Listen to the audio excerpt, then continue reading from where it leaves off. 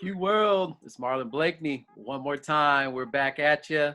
I hope everybody's enjoying their day and surviving this COVID pandemic time.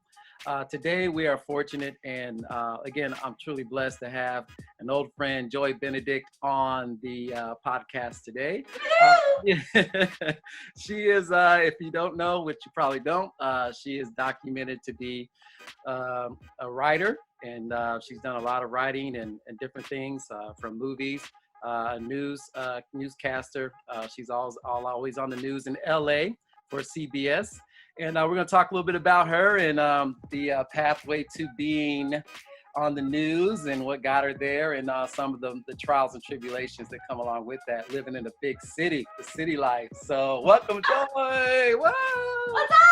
What's up, Kansas City? Right, Casey. So, Joy, we go back like to college. We were just talking about it actually, and I think I was actually in high school. I was just lying about my age. Yeah. Which I still am, so don't ask me when exactly. I was actually You still look young. You do. You look really young. It's just Botox. So tell everybody, you're originally from Lawrence, Kansas. Is that correct? I am. I went to Lawrence High, proud Chesty Lion. Then I went to KU, and then I've lived all over the country, being a news reporter and news anchor earlier on in my career, and now I'm in Los Angeles. Right. I'm a freelance journalist is the official term. Freelance journalist. That's awesome. Freedom in there. You get a little freedom. You're not just locked Exactly. inside. You get to go out and do what you do. Right. So talk a little bit about like your pathway. Like I think a lot of the listeners would like to know. Then, you know, the thing QWorld, what we want to do is we're trying to bring in a positive twist on life, because I think what we find in life is everyone looks at social media, someone's Instagram, and they have all this money, they're traveling, and all these people on Facebook, and they have the best lives in the world. And we know for a fact it's not true. Everybody, no matter how much money you have, you go through trials and tribulations and different things. So we're hoping to give a positive spin on what real world's about, but also giving people the motivation that they can overcome and become what they want to if they put their minds to it. Well, I think the most important thing to remember is social media isn't real. Right? And people say that to me all the time. They message and they're like, oh, your life is so great. Things are so fun. And I'm like, well, I don't post when I'm sitting around on a Friday night eating ice cream in my pajamas in the living room, right? Like, that's not when you post on social media. You post on social media when you're feeling good about yourself, or you're feeling good about what you're doing. But what do I post? Like once a week? Twice a week? Like, so just imagine the rest of the time, I'm not feeling that great, right? Like we were supposed to do this 2 days ago. Oh yeah, exactly. And I was like, can we switch to Saturday? It's not because I was so busy on Thursday, but I was in my pajamas and I didn't want to put makeup on and I didn't feel like washing my hair that day. So that's my point. Like, I may look great now because I just got off a 9-hour shift where I was on TV, but Thursday, like this was not going on. It was me and my cat on that couch behind me and feeling sorry for myself. So, I mean, that's life, right? You have the ups, you have the downs, but the key is to not let the downs stay on the downs. Eventually, you got to snap out of it. And you got to get back up again and do it again. Yep, you gotta get off that chair, get out the bed. Get off that couch. I always say, I can wallow for one day, but the next day, you're getting up. No doubt. So tell me this, you Ben and Jerry's, or what you eating? What kind of ice cream? I gotta know, we wanna know. I do like me some Ben and Jerry's, I'm not gonna lie. But I was trying to be good on Thursday, so it was just wine and frozen whipped cream. Oh. Frozen Cool Whip. It's a Weight Watchers secret. Oh yeah, that is good. They're light. That's light and fluffy. Yeah, you just take a light Cool Whip, you stick it in the freezer, and it makes you feel like you're eating ice cream, but you're not. That's so awesome. So when you came in from Lawrence, graduated from Lawrence High School, came to KU, did you know what you're going to major in when you came in? Oh, heck no. That's what we all said. Exactly. So I changed my major a lot. So I came in thinking I was going to do political science. Right. Was my first major because I wanted to be a lawyer. And then I was like, oh, this is too much reading. Right. So then I switched to graphic design because it was, I'm artsy. Yeah. So I was like, oh, I can do this. And I'm like, whoa, this is too much computers. Right, Like, right. I don't do technology.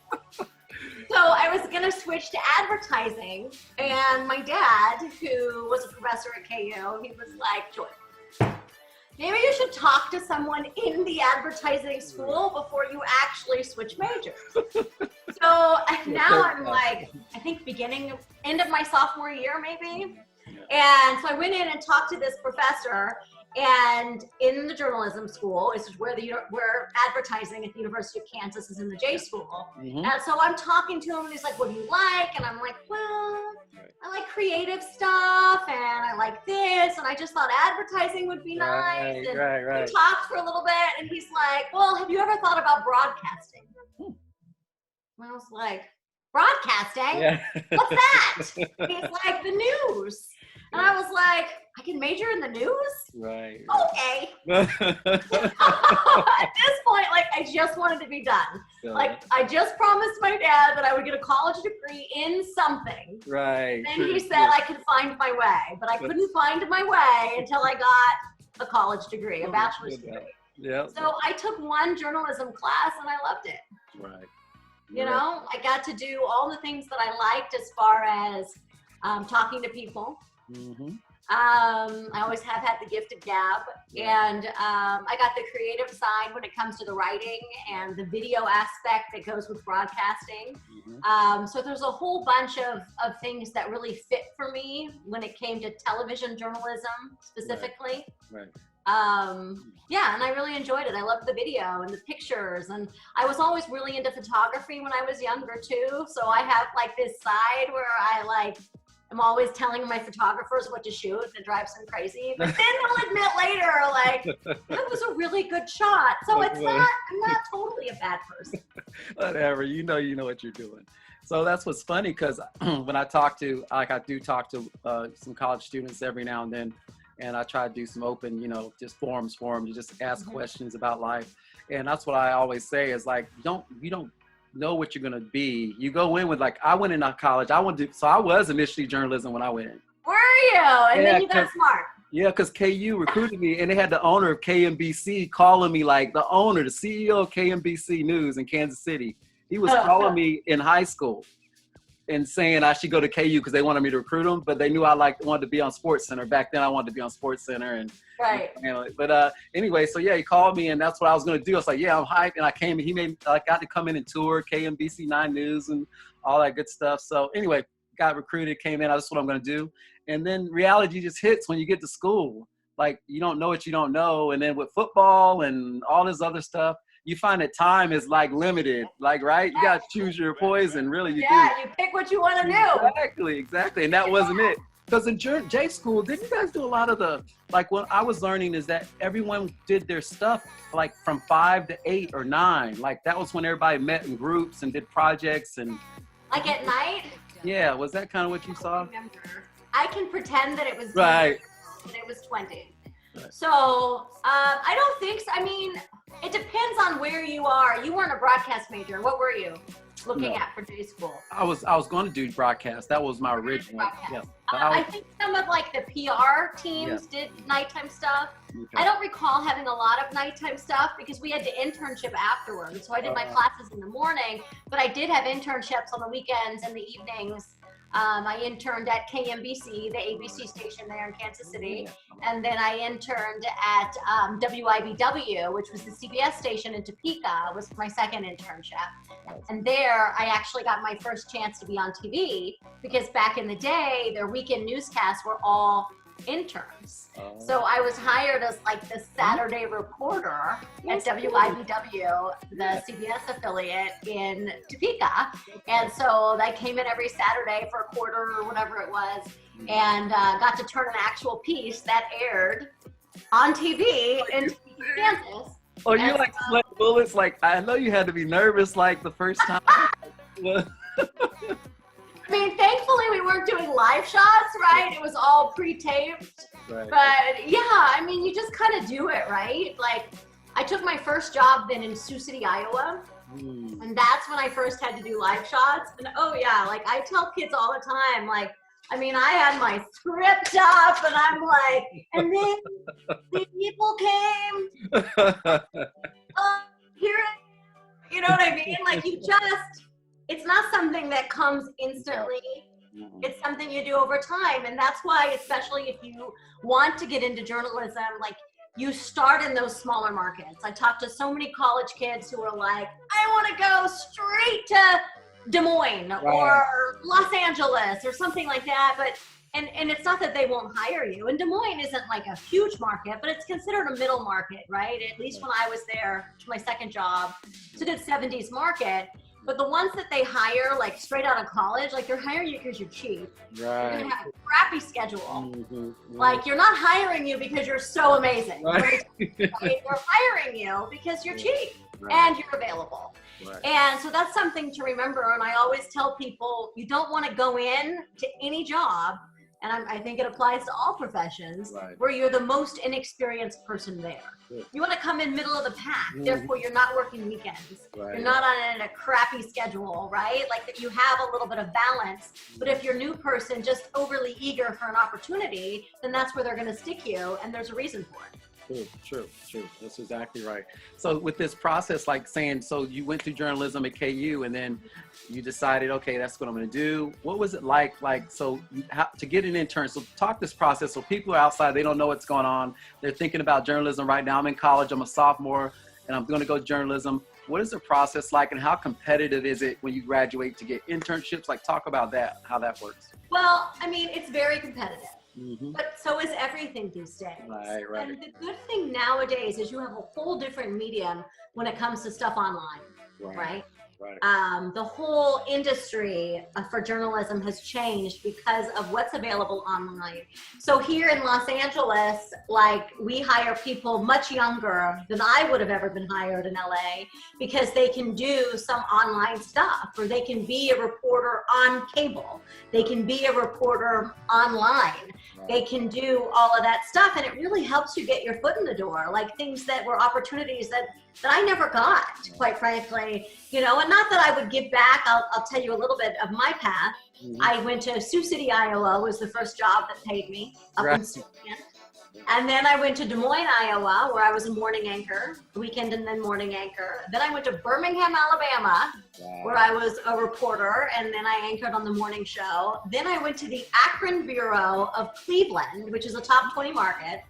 And, but I was in Akron first for a couple of years for one station, for the NBC station. And then I switched over, was hired away by the ABC station, which was then in Cleveland. And I worked there for 3 years as their consumer investigator and filled in on the anchor desk. And then I got fired. So that was in 2010, in like the height of the recession. Right. And so it was hard, right? Like it's really and you're hard. in Cleveland, it's cold up there. It's right? cold. Yeah. So I mean, that's good. I mean, what I think people need to understand is like, I don't know. I feel like everyone feels like getting fired or losing your job is like the end of the world. It's the worst thing ever. Don't get me wrong, it hurts. No one wants to just get fired. It sucked. I'll tell you that much. However, it's not the end of the world. It isn't. And if you look it up, like I did a talk on this, but over 80 to 100K people get fired a day in the United States. It's very common. I had a professor in college, a journalism professor, who said, and I remember it very clearly, he was like, "You're not a real journalist until you've been fired at least once." I love it. That's awesome. He's like, if you're not fired, you're not pushing hard enough. You know, you're not doing it right. Not that I recommend that. Not that I recommend being the pusher. But for me, like, it was really bad timing, right? It was 2010. It was the height of the recession. I mean, this is a nasty business, right? So what happened was I was covering the Detroit Auto Show in Detroit. I was in Cleveland. I was their consumer investigator, like one of the most promoted people on their station. And I am in Detroit covering the auto show, and I was complaining about the hotel room situation. So I went to HR because they wanted me to like share a hotel room. And I'm like, I'm not comfortable with this. Like, I'm not playing hotbed. Right. The reporter, like, it's a $69 hotel room in Dearborn, Michigan. Can't y'all just give me my own? Right. Right. I'm only there for one night type of a thing. I agree. Apparently, the general manager at the time got super offended by it. Maybe. I don't know. I came back and my contract was up in March and we'd been talking about re-upping it, right? This was January. And I get back and the HR person was like, did everything work out? I'm like, it's not that big of a deal. Like, I'm over it now.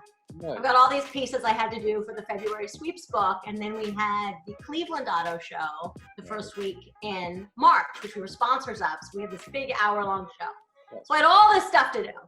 And I get a call from one of my friends in Chicago who used to work in Cleveland at that same station. And she called me and she's like, did you get another job? And I was like, no, why? And she's like, my agent just called me and asked me if I would go back to Cleveland to be the consumer investigator at WEWS. Oh, that's how you found out? Oh my God. Like, well, I'm the only one there is. So clearly, I'm going to need to have a talk with somebody, right? So this was like end of January. So I went back upstairs to HR and I'm like, listen. Like, I don't know what's going on. They only had to give me 30 days notice that they were not renewing my contract. And we were still like 3 weeks away from that moment. And I went up to her and I'm like, listen, like, I realize you only have to give me 30 days notice. Right. But if you're going to start telling people that my job is open, they're already recruiting. You want to tell me first. Right. And she's like, oh, well, I don't know. Let me look into this. That was on a Friday. And Monday morning, they called me in and they said, you're right. We're not renewing your contract. And I was like, all right, well, thanks for letting me know.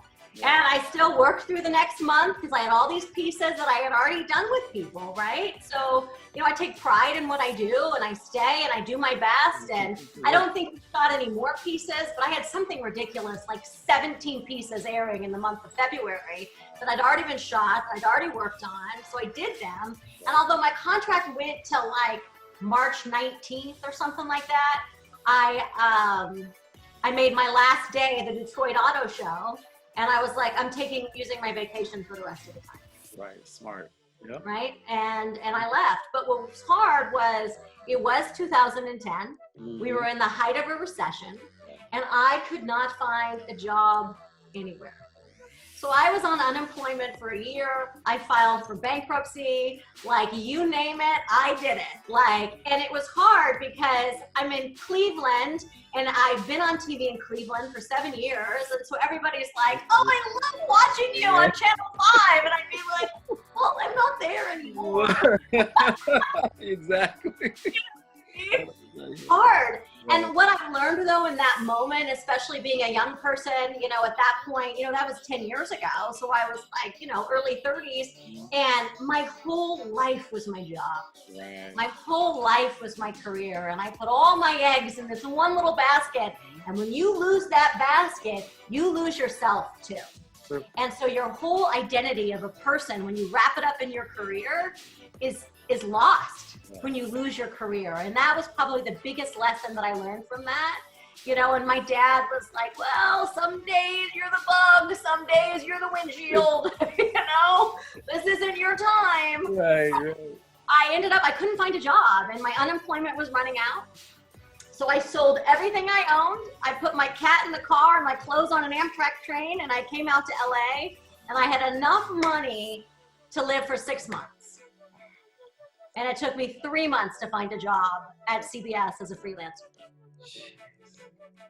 That's commitment. Like, that's that's faith, commitment, all that. I mean, you were going to do it no matter what. That's awesome. I mean, but the thing is, I didn't necessarily, at this point, so when I lost my job, I was in Cleveland that summer, and it was the summer of 2010. And because I had worked in Akron, Ohio, I was like a walking, talking LeBron encyclopedia. I gotcha.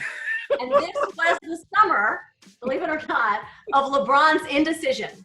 Right? When he was leaving Cleveland and he did that he was taking all these interviews in Cleveland from different teams, trying to figure out where he was going. And I ran into people that I had seen previously, but a producer with ESPN who was out of LA. And she was like, they are flying me back and forth from LA. Like, you know more about LeBron than anybody. You should field produce for us for ESPN. And I'm like, field produce? What's that? You know, my famous, because in local TV, you work on a two-person crew, right? It's a reporter and a photographer. The reporter is not only the on-air talent, but the producer. The photographer is not only the photographer, but they do the sound and they do the editing. When you're working with a network crew, it's a four-person crew. So it's a reporter, a producer, a photographer, and a sound person, actually 5, because there's an editor somewhere else. And so they wanted me to basically do what I do as a reporter, but not be on TV. So sometimes that means, you know, asking questions and sending the video back to Bristol or whatever the case may be. So she gave me an email. I emailed someone and they hired me immediately as a field producer for ESPN. Now, it was not full-time work. But it did tide me over during that time of unemployment, so it stretched my unemployment longer. So a week that I would get a job, I didn't have to file that week, so my 1 year of unemployment could last a little bit longer. So when I moved out to LA, I was really enjoying the field producing aspect of it. And I thought that's what I would do. I thought I was done being on TV. I would be a field producer, because I realized during that time of unemployment, all the skills that I had that I didn't realize that I had, skills in production, right? So but I came out here and ESPN wasn't needing me. It was like in the spring, you know, that's not really a hot time for them type of a thing. And so I was on unemployment for a few months. And then all of a sudden I got a call from the CBS station here, who I had reached out to 6 months earlier. And they were like, we'll use you. So I came in and I started working for them. But then I continued to work for ESPN also behind the scenes. And so when the shifts went down here, you know, I spent up until 2 years ago covering the NBA and the NFL here on the West Coast as a field producer for ESPN. And it really helped me as a freelance journalist, all encompassing, because when I had a slow week in news, I could pick something up in sports. You know, I even spent a couple of weeks as a producer for the Dr. Phil show. So you have all of these like little things that you can do if you just open your mind to it. And sometimes I feel like when our chips are down is when we realize how much more we are capable of. No doubt.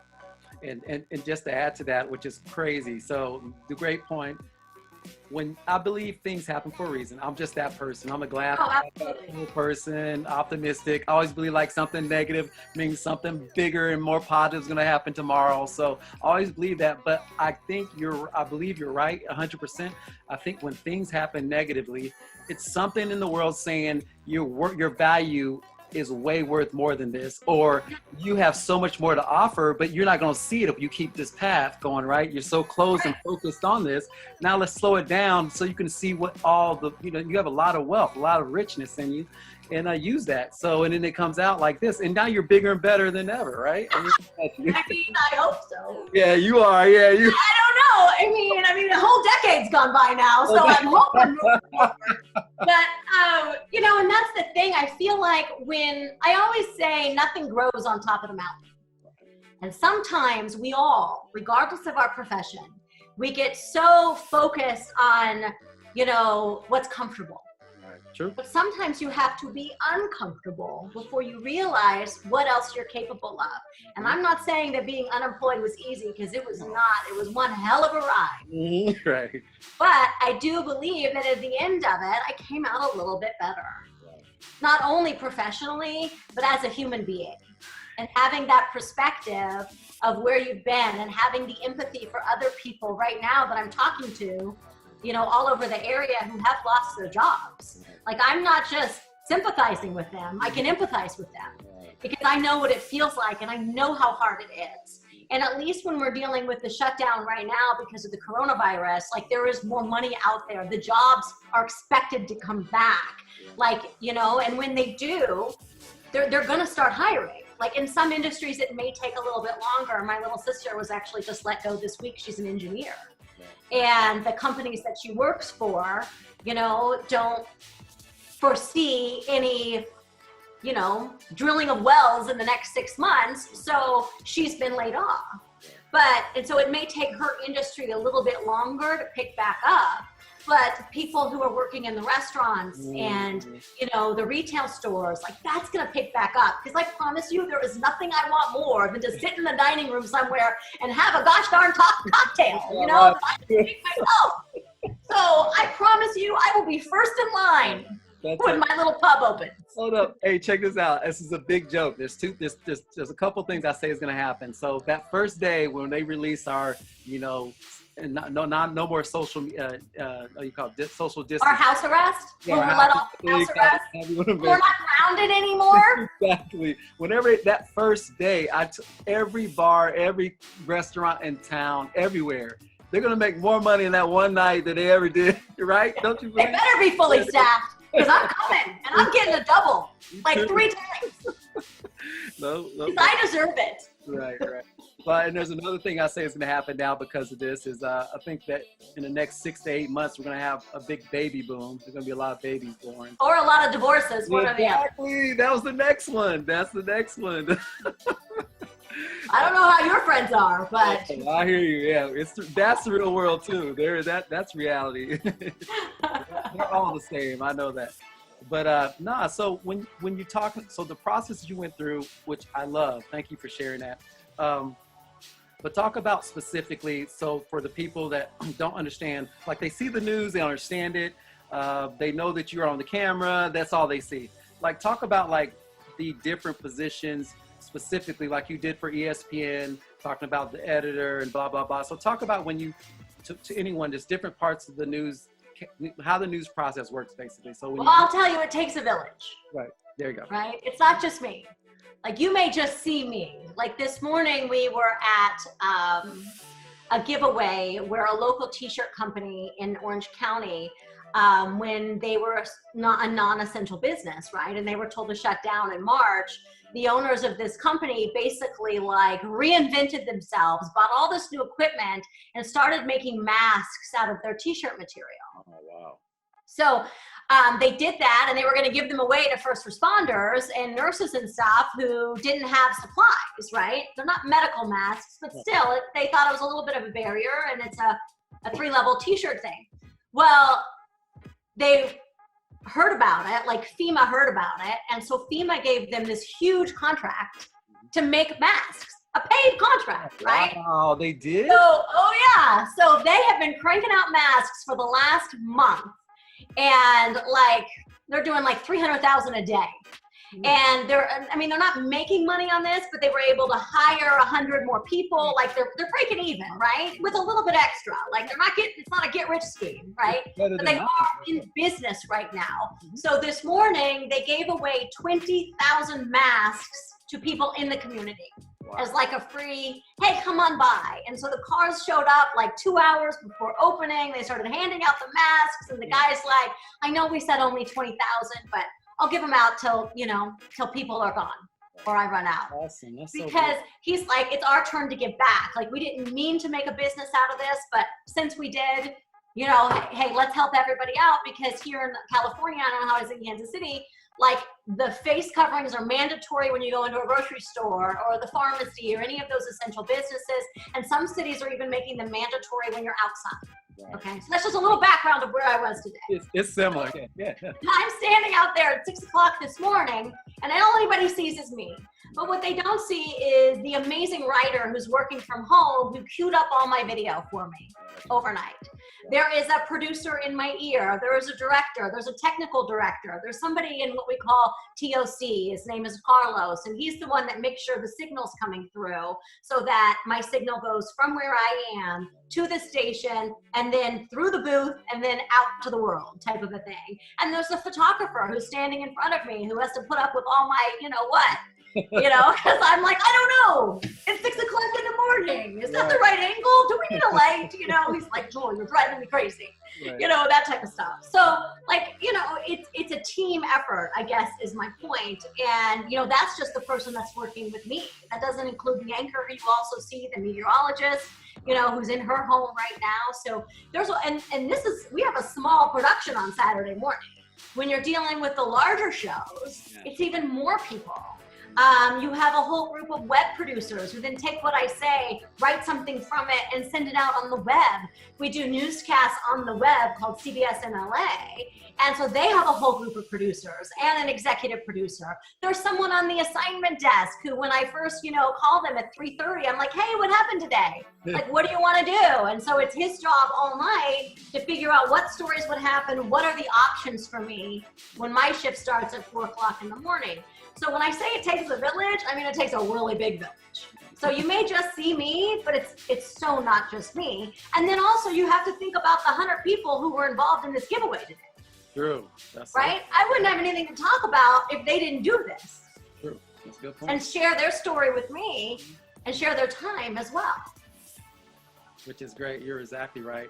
And the reason I asked that is because I have a digital marketing company called Q Contrive Marketing, and that's two things that the things that you're just saying, like, it's so deep and wide after you get started on so many levels, from the social media aspect to, like you said, the editing, to everything. It's just so much more to it than I ever thought it would ever be. And I didn't we have an editor too. I didn't mention him. Yeah, exactly, right? It's just crazy. So it's really wild.